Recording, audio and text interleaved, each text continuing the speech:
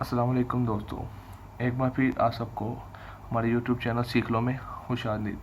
आज जो हम नया टॉपिक शुरू करने जा रहे हैं उसका नाम है फ्रेम एनालिसिस।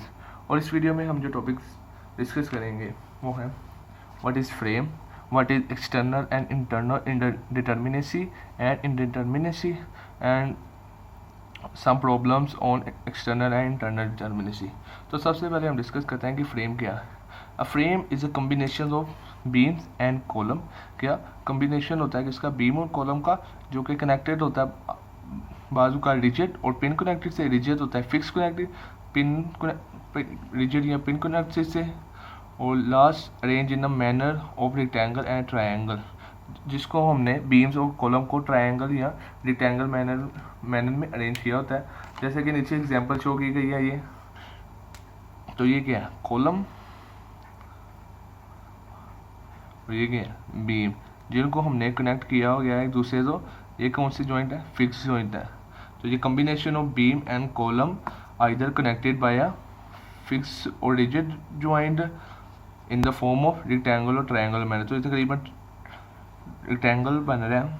तो ये क्या फ्रेम की एग्जांपल। टिपिकली इसकी दूसरी भी एग्जांपल है, जैसे कि मैं इधर भी ड्रा करता हूँ।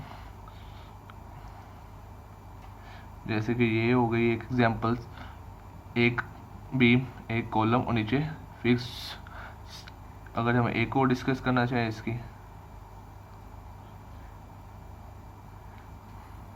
ये भी इसकी एक एग्जांपल हो गई। इसके ऊपर अगर मैं ऐसे ड्रा कर देता हूँ, ये भी एक फ्रेम की एग्जांपल है।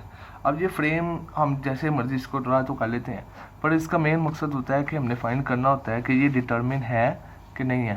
तो आइए इसको डिस्कस करते हैं।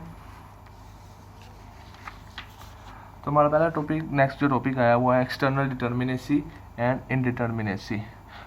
तो बीम हमने ये फाइंड करना है कि एक्सटर्नली डिटर्मिन कब होता है और इनडिटर्मिनेंट कब होता है। तो इसकी डेफिनेशन क्या है, beam is determinant when number of reaction is equal to number of equilibrium. ये किसके लिए है, एक्सटर्नल डिटर्मिनेसी के लिए। इसका मतलब ये है कि जो हमारे पास नंबर ऑफ रिएक्शन है, अगर हम उसको जो हमारे पास इक्विलिब्रियम इक्वेशन है उसके मदद से फाइंड कर सकते हैं, तो हम उसे क्या कहेंगे, एक्सटर्नल डिटर्मिनेंट। अगर इसको मैं मैथमेटिकली लिखने चाहूँ एक इक्वेशन की फॉर्म में,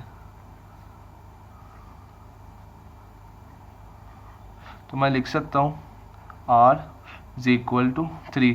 R is equal to number of reaction and 3 is number of equilibrium equation, जो कि हमारे पास टिपिकली कौन सी होती हैं, sum of F X is equal to 0, sum of F Y is equal to 0 and sum of movement is equal to 0।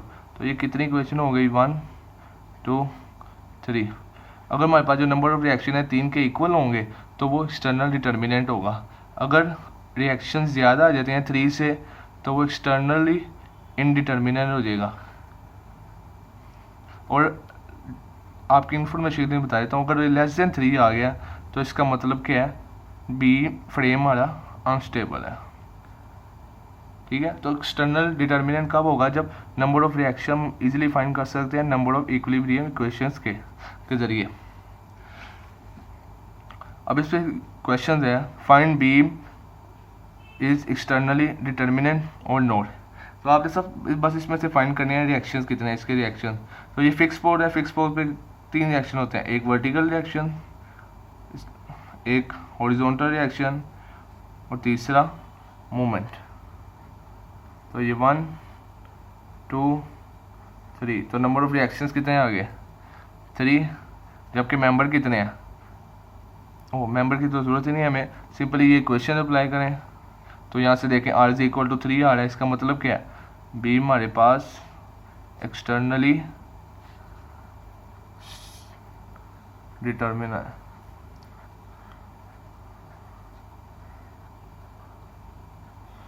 तो ये हमने अब डिस्कस कर लिया कि what is mean by external determinacy and internal determinacy. तो हम discuss करते हैं नेक्स्ट के what is mean by internal determinacy and indeterminacy.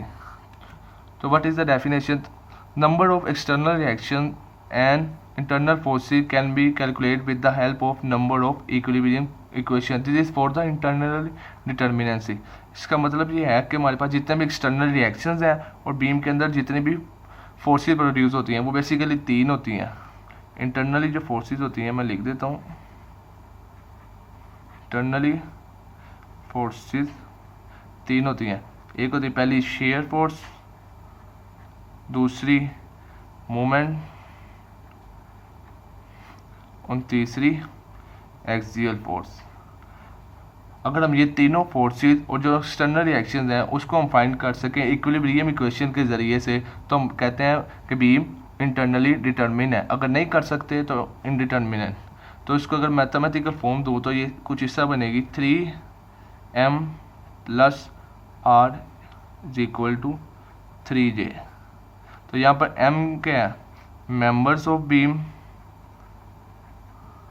r हमने पहले ही पढ़ा है number of reactions, and j is the number of joints. अगर ये इक्वल आ गया तो बीम की डिटर्मिनेंट, अगर 3m + r ग्रेटर देन आता है 3j से, तो इसका मतलब क्या है, बीम क्या है, इनडिटर्मिनेट। अगर लेस देन आ जाता है इससे, तो इसका मतलब क्या है, बीम अनस्टेबल है। तो उसके ऊपर अभी क्वेश्चन डिस्कस करते हैं, जो क्या है, find beam is externally determinant और नॉट। इट इज, तो आपने 3 चीज़ें फाइंड करनी है, मेंबर, रिएक्शंस और जॉइंट। सबसे पहले मेंबर देखते हैं कितने मेंबर कितने हैं। एक ये मेंबर, इसे कहते हैं ए बी सी, एक मेंबर हो गया ए बी, दूसरा मेंबर हो गया बी सी, तो मेंबर आगे 2।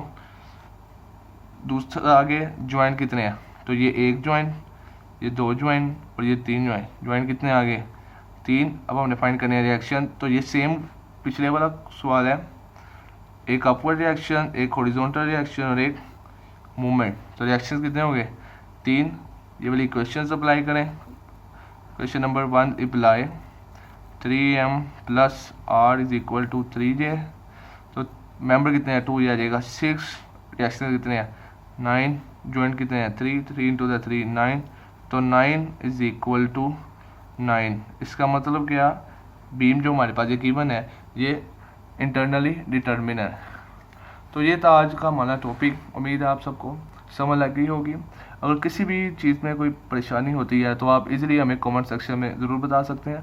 अगर आप चाहते हैं कि हम कोई न्यू प्रॉब्लम डिस्कस करें आपके साथ, तो वो भी हमारे साथ आप शेयर कर सकते हैं। अगली वीडियो तक दीजिए हमें इजाज़त। खुदा हाफिज़।